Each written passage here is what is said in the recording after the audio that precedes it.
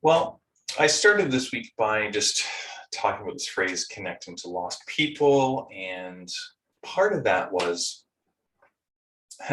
praying that our hearts would be engaged for lost people.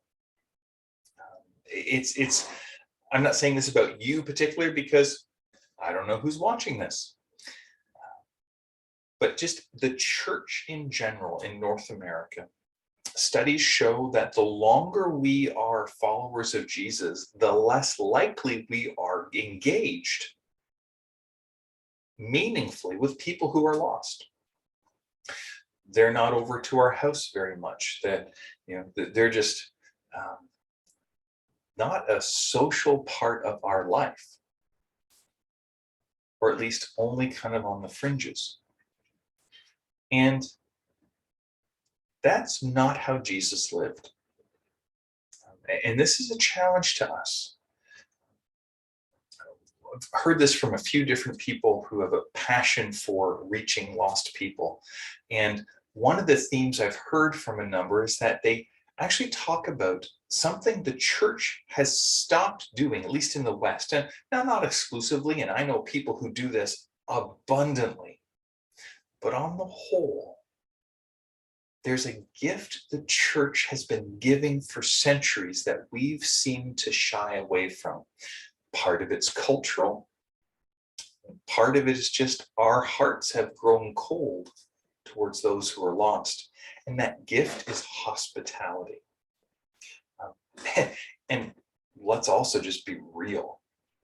The last 22 months have made it even harder to have people into our spaces, whether it's our home, our apartment, welcoming them to coffee at Tim Hortons.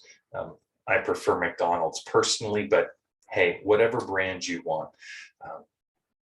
Jesus doesn't discriminate in terms of coffee. Well, I think you'd probably buy fair trade, but that's a whole different devotion. Hospitality.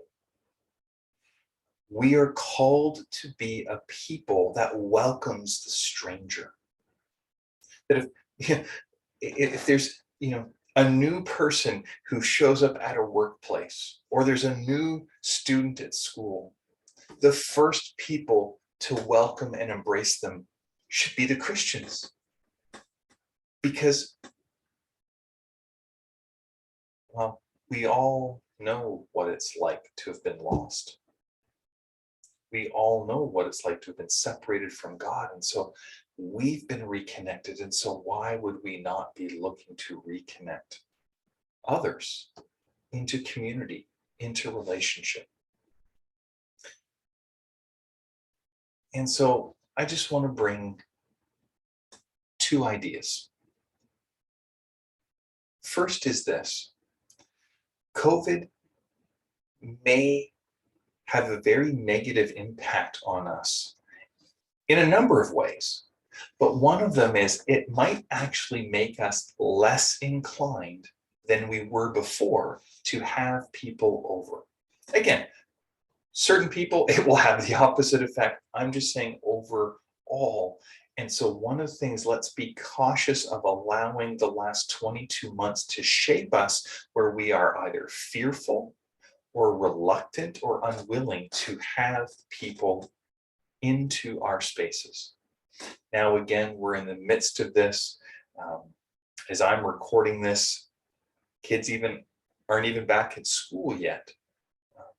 And Omicron is, number of cases are high. I get all that. But let's always be postured to be discerning at who is God looking to welcome, to use us to welcome into relationship. Part of the way to practice is with other believers to start, but we should never end there. The other thing I'll just mention is, how do I know? Who do I invite? Who do I show hospitality to? One of the ways to be discerning that is just say, God, who are people that just seem to be drawn to me, that I seem to run into, that seem open to conversation, that seem looking for connection, community, relationship. They're kind of, to use some evangelism training language, they're people of peace. They're not argumentative. They're not ones that are just looking for argument. They're looking for relationship. As you kind of sow seed and send invitations out, those that accept, invest there. You are not called by God to welcome every person you meet into your home. We're called to welcome those Jesus has placed us into community and connection with, to bless and invite them to follow Jesus. That leads to any questions. Love to have more conversation. May the Lord bless you and keep you. May the Lord make his face to shine upon you. May the Lord be gracious to you. And today, would you know his peace? God bless.